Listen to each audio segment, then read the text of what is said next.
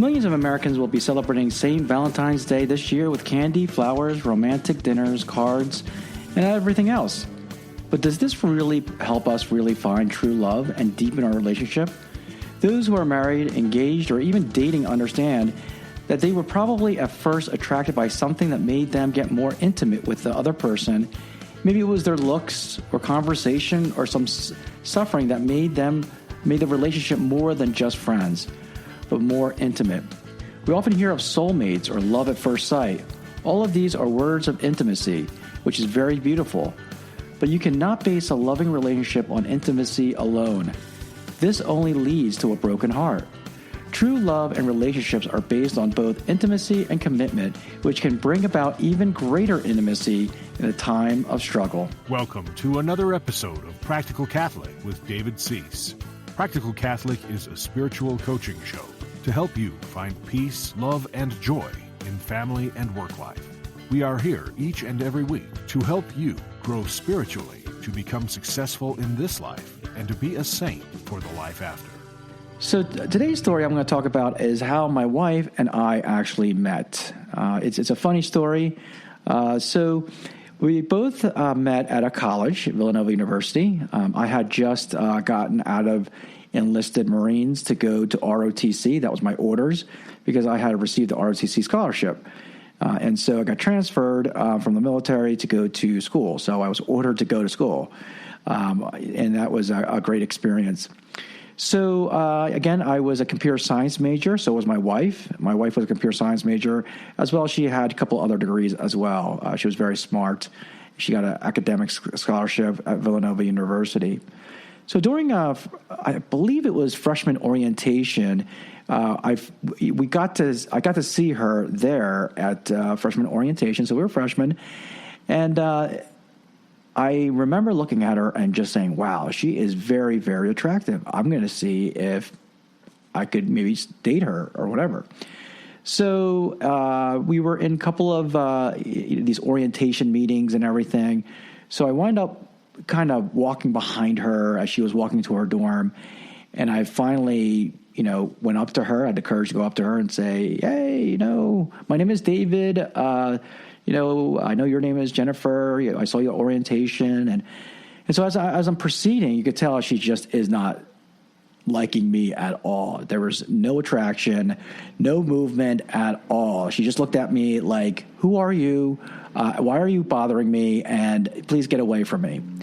So I got the hint. So I just kind of said, "Yeah, maybe we'll see each other in class." And I walked away thinking, wow, I just crashed and burned. That was the worst experience ever. So I thought to myself, well, she probably doesn't like me, and I will not be able to date her ever in my life. So she, went her way, and I went my way. That was our freshman year. Lo and behold, we never crossed paths in our freshman year and even in our sophomore year because my wife had AP'd and she had so many college credits going into college because of her schooling in high school that she was considered a sophomore. And even though she was really a freshman, so she was always a grade higher than I was. So I never got to see her. So I kind of forgot about her and, our paths never really crossed. And then in the beginning of our junior year, we happened to be in the same class together. So we were in this class, and I remember her, and I said, wow, that was the girl that I tried to date back when I was a freshman year. Still thinking I didn't have a chance with her. So we had a couple of classes together, and we had to do some schoolwork together at, I say group meetings and stuff. So finally we got together, and so she started hitting on me. And I was like, wow, that's pretty amazing. And so long story short, we wind up dating. And then after dating, we got engaged in our senior year in college. And then really within 6 months after graduating, 7 months after graduating, we got married. And that's we were. We were married, and almost for 25 years. It will be 25 years this December that we were married and have 6 kids. So it's amazing. But I think the amazing thing is that all of us, when we have a relationship, know that attraction and intimacy, that physical attraction, is what first catches our eyes. Typically, I'm not saying all the time, but that's what really catches our eyes. And then usually from there it becomes intimate, okay? And then from there, hopefully it becomes into more of a commitment and engagement than marriage. But why is it that we're seeing less and less marriages? That's a sacrament the two sacraments that are being less and less being done in the Catholic Church is baptism and marriage. It's really dropping. And yet marriage teaches us about commitment. And so today we're going to talk about these two hinges, I call them. When you have a door, you have typically either 2, sometimes 3 hinges that keep the door, okay, from falling apart. If one of the hinges falls apart, it doesn't work effectively. So we're going to talk about intimacy and commitment. So as all relationships begin, it always begins with intimacy, with holding hands, with, maybe some kissing, maybe some dialogue, hugging, whatever it is. In today's society, it's actually gotten worse. It's beyond just that, and we'll talk about that. But let's talk about intimacy first. What is intimacy? Well, the first thing I like to do is I like to use the normal dictionary. So in the dictionary, intimacy says close familiarity or friendship, closeness. Okay, so and they give you a little sentence: the intimacy between a husband and a wife. The other definition, because there's multiple definitions, it says private, cozy atmosphere. It might be the intimate atmosphere, right? That we have. And then the third definition is an intimate act, especially sexual intercourse. All right, so we have an intimate conversation, an intimate kind of a relationship. That's the first definition. Second is a cozy atmosphere. And the third is ultimately what the world sucks into is sex. All right. So what should we understand about these definitions? There's 2 things that we have to understand that these definitions are defining intimacy is. The first is pleasurable. If you notice, most of the definition of intimacy here is about pleasure, okay? And where does the pleasure sit in our soul and the body? A couple of areas. One is the external senses, all right? Intimacy affects our external senses. Remember, we talk about human beings consist of a body and a soul. The body is the external senses, like, sense of touch, sense of taste, sense of sight, sense of hearing, sense of taste. That's where all our senses come through. And then we have our passions that are part of the soul, but it's inside where, we have a passion for fear, of hatred, of the good, right? So typically the world calls it emotions and feelings, right? Feelings of anger and those types of things. But in reality, it all sits in that area. Nowhere does it talk about the intellect or the will. It sits in the external and our passions, and it fuels our passions. That's why when we say someone is passionately in love, they're certainly not thinking with their intellect and their will, okay? Their passion and their external senses are driving them. If you look at animals go crazy during this season of mating, right? They're not controlled or anything like that. They're just basically out of control.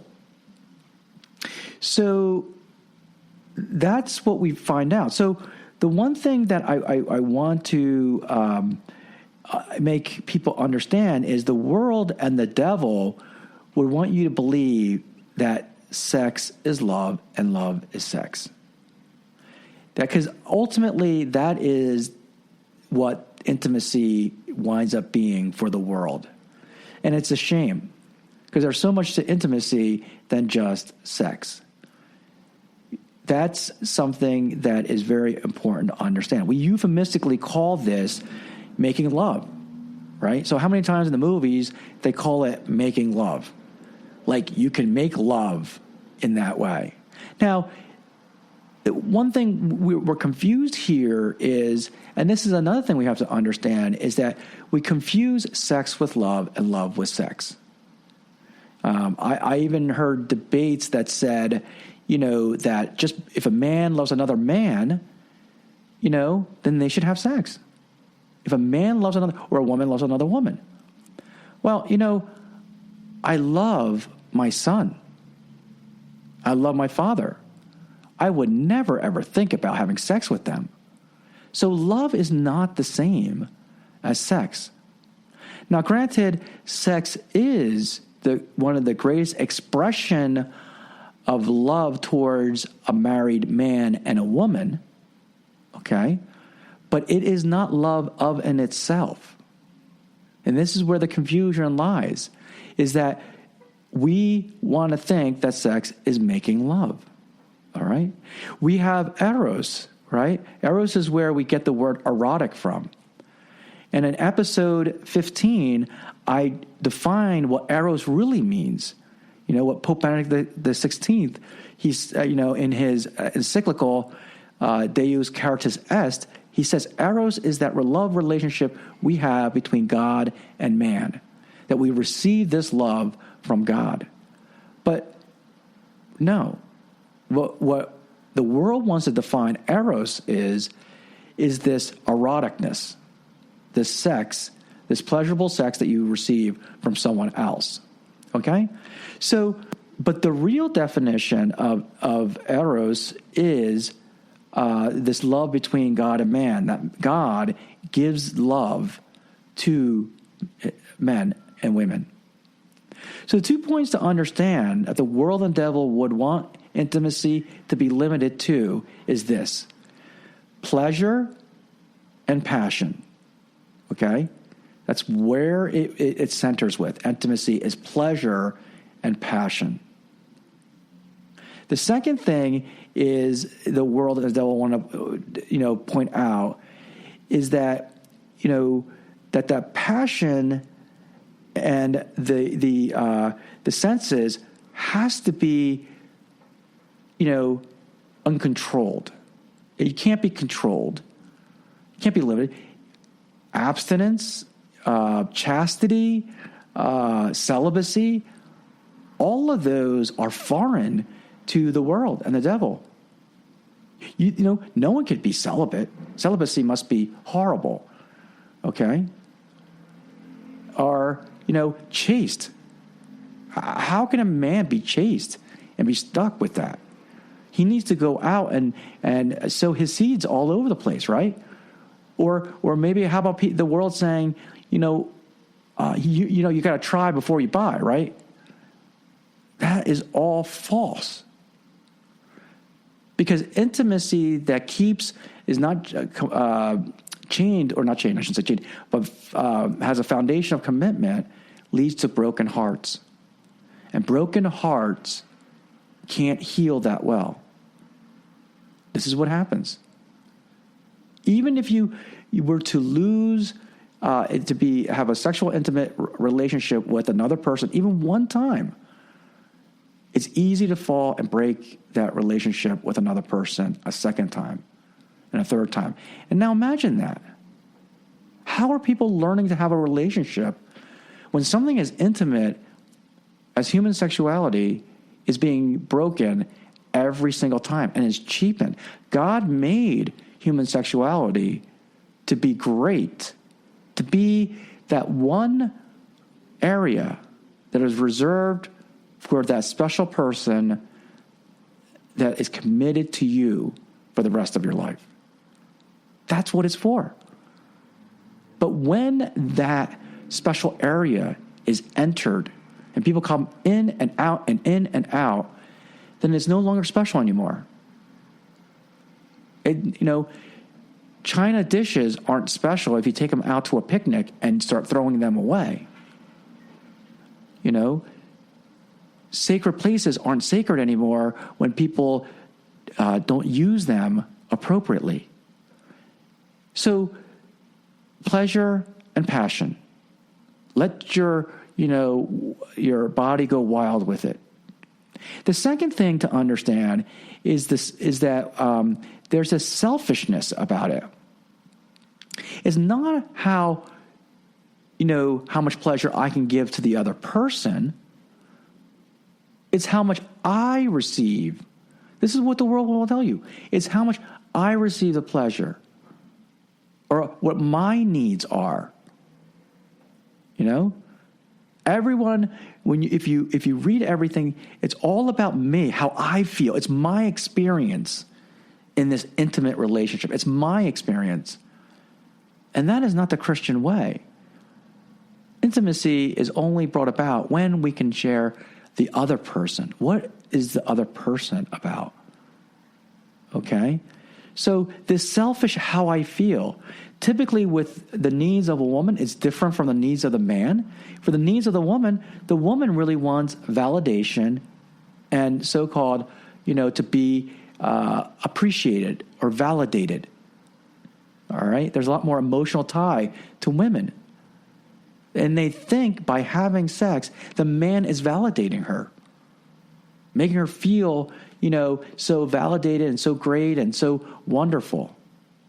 When in reality, this man really does not care. In reality, this man that she's probably having one night stand with really only wants one thing from her, and that is the pleasure of sex. That's it. There's nothing else. Because this one man most likely doesn't want to have a commitment with her. He just wants the pleasure because he fell under the trap of selfishness. Because typically the men, all they want are the basic needs, their flesh to be satisfied. That's what it is. Right? So you have these two people with different needs, and their needs are based off this worldly experience of sex. The man who all he wants to do is fulfill his physical needs, and you have this woman, and all she wants to fill is this validation. This, I feel like I am loved by this person, and neither of them are actually fulfilling that in the most perfect way because it's missing commitment. That's what it's missing. So the self focuses on this pleasure and the senses and this feel good and the passions. And the irony of this is that the person would rather repeat those over and over and over at the sacrifice of the soul. Imagine that. A woman who wants to be actually loved, and she should be. All women should be loved. All men should be loved as well. She wants to look for that love. And she thinks she's going to get it by having this intimate relationship of sex with this man. And the irony of it is she's not going to get it. She's not going to get that fulfillment. She thinks she is. And if you have a really, smart man, he's going to say that just so that he can fulfill his needs. But in the end, it's not. And the relationship's going to break, maybe a year or two. And this cycle is going to repeat and repeat and repeat until she comes to her senses. But by that time, she's probably addicted to what is going on. So it's really important to understand the idea of commitment. So when we run into this pleasure and we can't get out of it, there's women out there and there's men out there who are addicted to sex, who are addicted to pornography because they think this is going to satisfy their needs. And yet it doesn't. It does not fulfill their needs. The relationship, sometimes they cannot exit that relationship when it's purely selfish and material. They're being myopic in many a sense. It's funny how, we look at people who are alcoholics, and you can see a wreck going down. You can see their behaviors. They're drinking. They're, not being able to handle, what's going on, and they overdrink. They start passing out. And we can see with our own two eyes that that's a train that's going to go to a mess. But when it comes to intimate relationships, we don't think that that's going to happen. But we see the exact same pattern, which is this repeated relationship, trying to get intimacy, falls apart. Now we do another one, and another one, and another one. And that's really what happens. So this is why so many relationships fail, because they are based off of intimacy only. And there's no foundation for that intimacy, except for our passions and our external senses of pleasure, which are fleeting, very fleeting, right? Because after it's done, then we have to live with this person who might be annoying, and they have annoying personalities or whatever it is, selfish personalities. And the relationship fails. They say, well, he wasn't the right person, or she wasn't the right person. Let me find that right person. I don't know how many people think, oh, he must be the right person because our sex is so well. But in the end, it's not. So intimacy without commitment is a broken heart. It's a life of broken relationships. So let's talk about the other half, the other hinge of this door. It's called commitment. Okay? And I want to read the definition of commitment. The definition of commitment is, one of the definitions says, a state or quality of being dedicated to a cause, activity, etc. In the sentence, they give an example, it says, the company's commitment to quality. Now, that's a good definition. It's a state or quality of being dedicated. Being dedicated. In a society that does not like dedication, our sports, especially baseball, has gotten very commoditized in a sense of free agents. In the olden days, people stayed with their team. Corporations, businesses were dedicated to their employees. You had retirements. You had all these great benefits. And now businesses don't have any of that. But conversely, employees aren't, committed to the same company. You would never think about a person who would stay at a company for 20 or 30 years. In the IT industry, you're lucky if a person stays with you for 3 years. So there is no dedication. But here's a second definition of commitment, which I think is what the world really sees commitment being. And it says, this definition says, an engagement or obligation that restricts freedom of action. That's what it says. Listen to that definition. An engagement or obligation that restricts freedom of action. That's really, I think, what the world really thinks about commitment. This is why the world is so afraid of commitment. Because they think it restricts freedom of action. And I say it doesn't restrict freedom of action. It creates boundaries. Okay? There's a big difference between license and imprisonment. Okay? In between license, which is I can do whatever I want, even kill other people, and license and then imprisonment, being in prison, are called boundaries. What real commitment is creating boundaries. And we talked about that in the last episode, episode 50, that boundaries are necessary. Not, imprisonment, not chained up restrictions. It doesn't restrict freedom. Boundaries don't restrict freedom. It actually enhances freedom. It enhances everything. And we're going to find that out. We're going to find that this commitment is really going to help us kind of,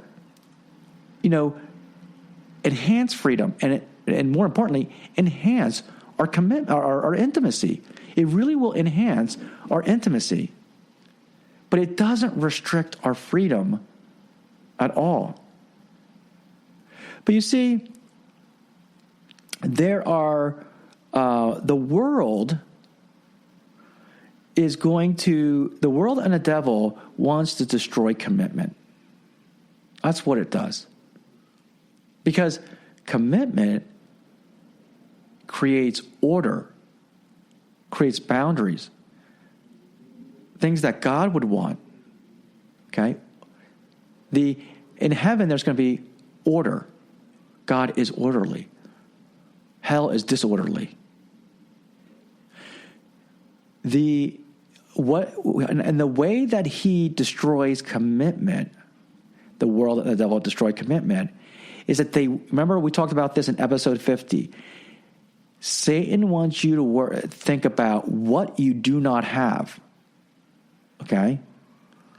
This whole restricting of freedom. Okay? That's really a poor definition by Webster. Restricting of freedom. It doesn't restrict freedom. It restricts license. Okay? I agreed to that. All right? Because that to have sex with anyone, male, female, or whoever in my life is not true freedom. It really isn't. And yet that's what Satan wants you to do. Satan's always going to tell you what you can't do. All right? Today, it's not being able to have sex with your same sex, not being able to have sex with the same multiple women or multiple men. What's it going to be tomorrow? Being able to have sex with animals, have sex with little children. Right? It's not restricting freedom. It creates boundaries. Boundaries we cannot avoid. And so what we see here is commitment here. All right. So Satan wants to destroy commitment by saying, this is what you can't have. This is what you can't have. And always chasing after what you can have. Because that bar is going to go up and up and up and higher. All right. Until we have full license to do whatever. And where the absurdity becomes even more the norm.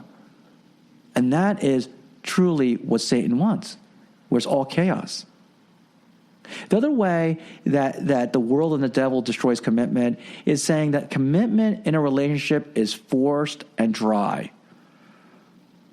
I don't know how many times I heard people say, we have to live like animals and be free, we're going to be freeing. And commitment just locks us up, and we're forcing this commitment. Or how many have seen people who have committed relationships, but their relationship has zero intimacy, zero, right? And I'm not saying that's good either, and we'll talk about that as well. So, but the world will make you think that just because you're committed means that you're not behaving normally, and that's going to be dry, and you're not going to like it. The other way that the world of the devil destroys commitment is by saying that commitment is useless and not necessary. It is useful, and it is absolutely necessary. And lastly, the world of the devil says that commitment is not fun. There's nothing fun about commitment. It's restrictive of your freedom. And you can't have fun if you're restricted in freedom. Well, I agree with that too. But I will say that commitment is not restricting your freedom. It is creating boundaries, and it's promoting freedom. Real freedom. Freedom of the self, freedom of our passions, freedom of fear that your spouse is going to leave you tomorrow, fear that, that you're going to be leaving your spouse. So there's a lot of freedom. So what does the self do in commitment? The self gives up on commitment because it's too hard. Because commitment, one of the things a commitment needs is virtue. Because when you marry someone, you are in that relationship, and it's going to be the same old thing. When we all get married, for the first several years, they call it the honeymoon glow. It's wonderful. Then after maybe 4, 5, 7 years, that glow is lost, right? And I call this the spaghetti syndrome, right? I love spaghetti a lot. But if I were to eat spaghetti breakfast, lunch, and dinner, after probably several months, I'm going to be tired of spaghetti. And I probably won't want spaghetti for the rest of my life. Right? That's why I call it spaghetti syndrome. Because just because we like it in the beginning doesn't mean we'll keep doing it over and over and over and over again. So how do you get out of the spaghetti syndrome? Well, it's easy. Find different ways of eating spaghetti. That's what I did.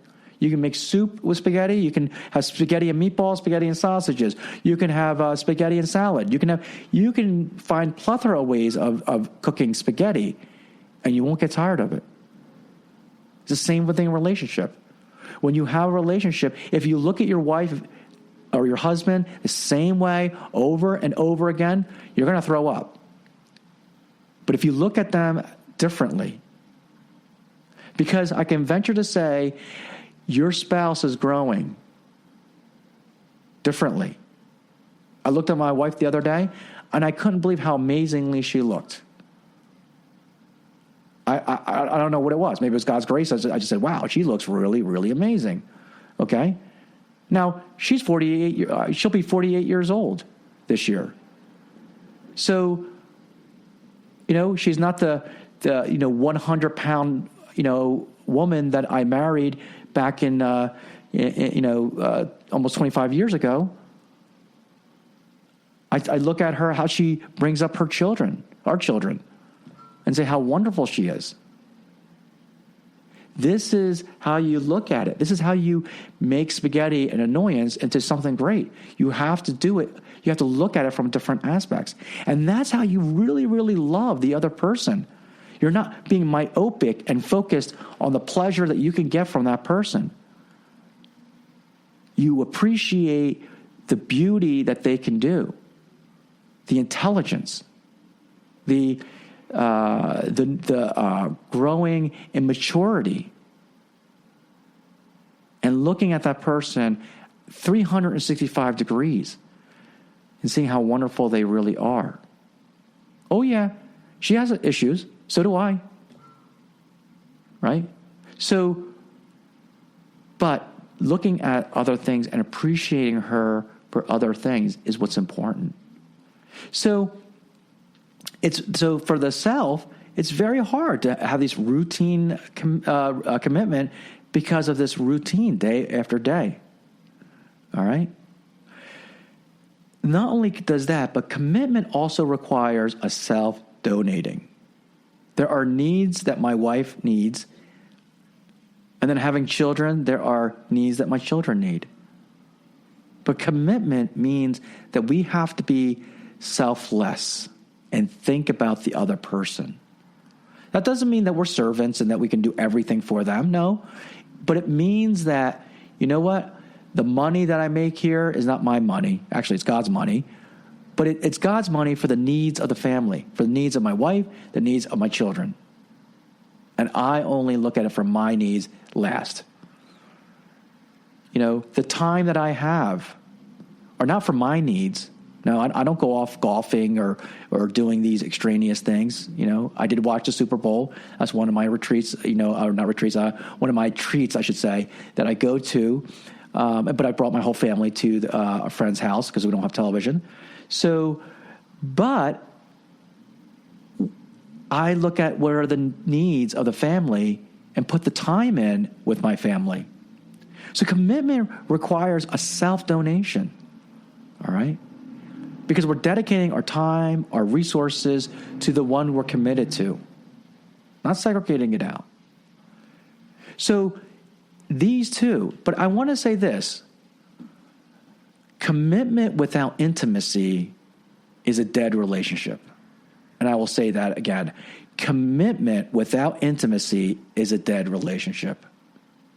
I've heard many of stories, especially pre-Vatican II era Catholics, who talk about they never wanted a divorce because it was a scandal, so they stayed married, which, I don't know. I mean, and so their intimacy was shot, and they were only committed at the sake of the marriage that was going on. Somewhere in that marriage, they lost their intimacy. Intimacy and commitment goes hand in hand. They are, and both of them are important. It's not one or the other. It's both of them. Two hinges on a door. I want to briefly talk about the story of Saint Valentine. It's so amazing. We talk about Valentine's Day, and it's actually, called Saint Valentine's Day. All right, Valentinus, who was a priest. All right.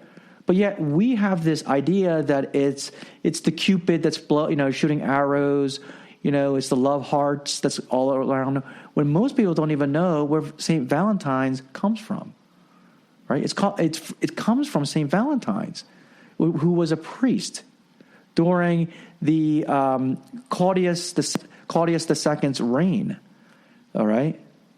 So how did this story come about? Well, Claudius was the emperor who basically did not want his soldiers and his legions to get married. He thought it weakened the soldiers. Ironically, the Marine Corps, I think it was in the 90s or early 2000s, the newspaper heard that recruiters were told, the Marine Corps recruiters were told not to recruit married recruits. And that's because, warfare, the military is not conducive to the family life. Now, I'm not saying anything bad about it. I mean, the women who are, the men and women who are supportive of their military spouse, I think, are the most strongest and toughest spouses in the world. Because they're the military spouse that goes off to war, the men and women who go off to war, all right, are leaving them behind to take care of the families, the children, everything that's out there. And that's difficult. That's very strenuous. And that's what the Marines were saying. Well, Claudius said the same thing too. But Valentine, Saint Valentine realized the holiness of matrimony, the holiness, the beauty of human love that is seen through children. That even as a soldier, grace can fill that gap up between, those two spouses. Grace. He also realized that, these passionate soldiers needed to have a good wife. And the marriage sacrament was important. And so he would marry these soldiers privately. And this was one of the reasons why he was hunted down. I mean, mainly because he was a Christian, of course, but it just added more insults that he would dare violate Claudius's law that said soldiers shouldn't get married. So it's apropos to understand that Valentine, St. Valentine, would be promoting the idea of commitment, the commitment of marriage, of getting married. That commitment, because he knew one of the beauties about marriage is the commitment. And what's beautiful about commitment is that it elevates and intensifies intimacy. That's what it does. It intensifies intimacy. Because marriage, in many ways, and the sexual act within marriage reflects the Holy Eucharist. And you say, whoa, David, that's pretty amazing. How do you get that? Because in both acts, the two become one. We read in Genesis that, we say the two become one. That's what happens. And literally in the conjugal love experience between a man and a woman married, the two do become one. And that one becomes a three, called a child. A child born out of love from love. And it's the same thing with the Eucharist. When we receive the Eucharist, we receive that Eucharist with Jesus, where the two become one. The human soul receiving our Lord in the Eucharist become one. And in that oneness, we become three. And the fruit of that oneness is love.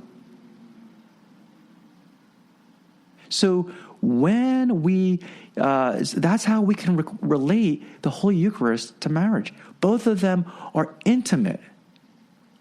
God wants us to be committed to Him, just as much as we should be committed to our spouse.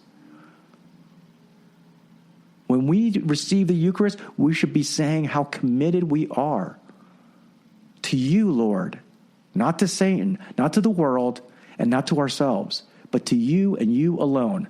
I will be committed, and we will be one. And the same thing with our spouses. In that conjugal love, you are the one. You are the person I want to be with forever, now and forever, until death do us part. So, we have to understand that both are important. That commitment intensifies intimacy. My mother-in-law has a great sign. It's an embroidery that says, "Choose thy love, love thy choice." And it's in intimacy that we choose our love. We are intimate in our conversation with the one we choose. I could have chosen all the women in the world, but I chose one woman to be intimate with. I chose her. And through that choice, I will love that choice forever, till death do us part.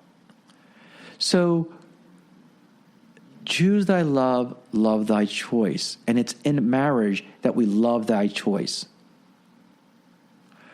So we need both an intimate side and a relationship side.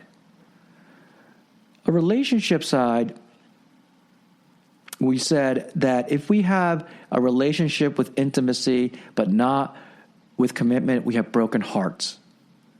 A relationship with commitment but no intimacy is lifeless. It's dead. Both are important. True commitment can increase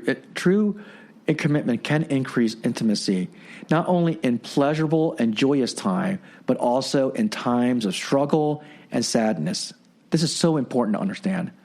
Commitment doesn't only increase intimacy at pleasurable and joyous times, but also in times of struggle and sadness.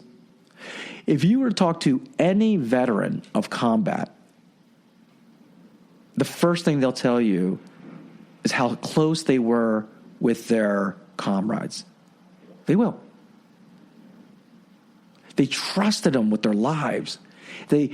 You talk to any veteran, they'll tell you, most of them will say, I wasn't there in the thick of the fight because of patriotism or because of some, great idea that the president had. I was there because I did not want to let down my comrades. That's what it was. That's basically what it is. Because in this struggle, and you can't get more, struggling and harrowing than a war and combat, they became intimate. Not in a sexual way, but they became so intimate and bond so strong, it is almost like a marriage. That's how commitments work. These commitments that are made.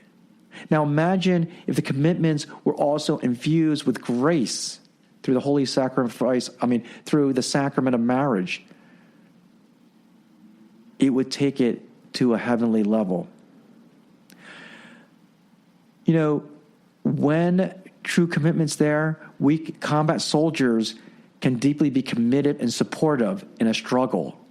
Husband and wives struggling to make ends meet, to take care of the family, grow in bond and love. There are amazing families out there, husbands and wives, who literally are who are scraping at the bottom of the barrel to make ends meet, but because they're committed with each other, they, have a high level of intimacy, high level of relationship.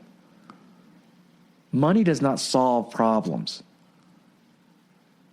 Money is not the issues in relationship. Relationships are the issues. Money is just I would call it the symptoms. This is why when I see marriage encounters focus so much on the money handling, I look at it and say, the issue is the relationship, and we need to go back to the basics of relationships and what it means to have a relationship and to be committed, than it is about teaching them about finance. Because if their relationship isn't solid, I can guarantee you the finances won't be solid at all. So we have to go back to understand commitment and relationships. When tragedy strikes, hitting a child, let's say, cancer or whatever, commitment will elevate that intimacy for a mother and a father who will grow between the child and the parent. But commitment, that's what's important. In a relationship and in life general, there are ups and downs. There's always ups and downs. I always tell people here there's some good days and there's bad days. I've walked out of my office and said, today was a bad day. I lost a lot of money. I got yelled at. Just horrible days. And I've walked out of this business, walking out the door, saying, this was a great day. Got some new customers, got paid, I'm in the black. There are good times and bad times. Commitments helps us on those bad days and allows us to come closer to others, even boosts our intimacy. Think about that. That's what a commitment does. In the end, commitment makes our intimacy self-donating. That's what commitment does. It makes our intimacy think about the other person, our spouse, and says, I will do this for you. I will be your husband. You will be my wife. I will do this. As opposed to, all I want is this from you. Scott Hahn once said, the difference between a contract and a covenant is as different as marriage is to prostitution. Prostitution says, I want to have sex. The man says, I want to have sex. And the woman says, well, I just want your money. It's what they can get that matters. The woman wants money, and the man wants just sex. Nothing more, nothing less. And that's a contract. But a covenant is a marriage.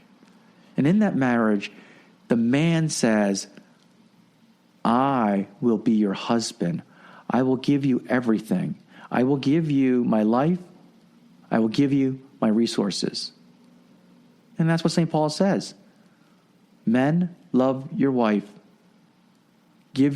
As Christ gave up his life, you must give your life. Right? And the woman says, I will be your wife, and I will give you everything that I have. My sexuality, the children that I will bear, I will give to you. Just like St. Paul says, be submissive. Now, those are ways of serving each other, because the most important thing is serving each other. That's what it's all about. And that's what commitment will do. Commitment makes our intimacy self-donating. What can I give to my spouse, my husband, or my wife? Commitment is the foundation of our intimacy. It's the rock of our intimacy. We know intimacy can be given to almost anyone. We can be intimate with anyone. But there are boundaries. There's limitations on that. The intimate behavior between a man and a woman, a married man and a woman, should not be the same to any other man or woman out there. There's boundaries. And so it becomes that rock to intimacy. It says to intimacy, I will be the rock. You are to be intimate with your wife and your spouse or your husband in this special way, to only that person and that person only. And to your children, only to your children this way. Commitment dedicates our intimacy to our spouse. Imagine that. We dedicate our intimacy to our spouse. We dedicate it. When you got married, you dedicate your intimacy to your spouse. So this is yours. And only you will have this level of intimacy with me. And conversely, the same to the other spouse. So commitment dedicates our intimacy to our spouse. Commitment grounds our intimacy to our spouse. It grounds it. It grounds it to her or to your children. And this is why it's so important. This is why commitment enhances intimacy. If we don't have it, we're just a boat with no rudder, going one way or another with the wind blowing whatever direction, and that's what's going to happen. This is why both are important, not one or the other, not commitment over intimacy.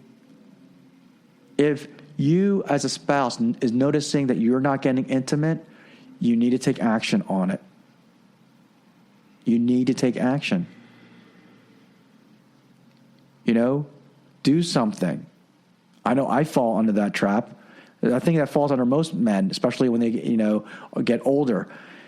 We take for granted our wives. All right? And maybe wives do the same thing with husbands. But we try to go out to dinner. We try to do certain things that are intimate. Do something intimate with your spouse. Those who are dating, okay, and are having sex without being married, stop the intimacy. Because I can tell you right now, it will destroy your commitment. If you're not married and you're having premarital sex, you need to stop, because it doesn't help. If you are, stop. If you're engaged in doing premarital sex, stop it until you get married. Get to know each other in other ways. You're going to be able to have intimate relationship with your wife for more than 25 years. You're going to have a lifetime. But your relationship is going to be greater and better, and love is going to be better when intimacy and commitment meet at the same time. And commitment is found in the sacrament of holy marriage, the great vocation. The church does not frown on marriage. No, she elevates marriage to a great sacrament, to a great vocation. People say, well, then why are priests celibate? Or why are religious, celibate? They make a vow of chastity. It's only because marriage is such a great sacrament that celibacy has worth. If marriage had no worth, then what's the sake for sacrificing that? That would be like sacrificing, something bad, right? No.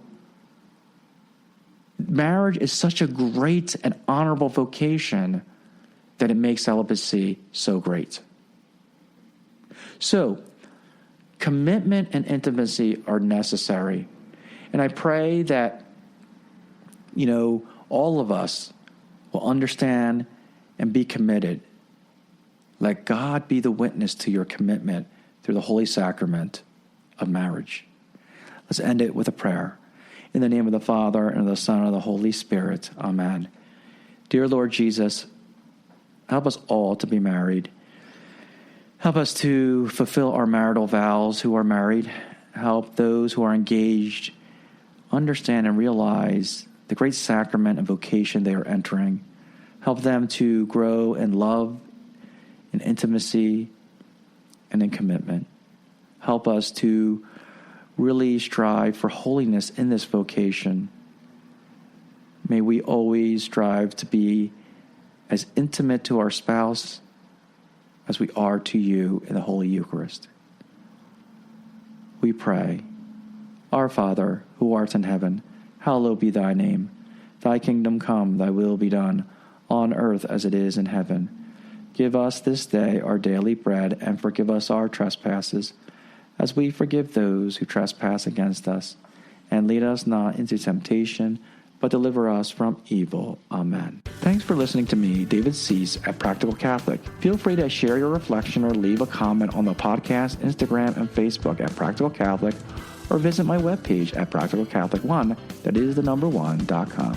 You're listening to WCAT Radio, the on-air wing of En Route Books and Media, bringing you the dulcet sounds of Catholic wisdom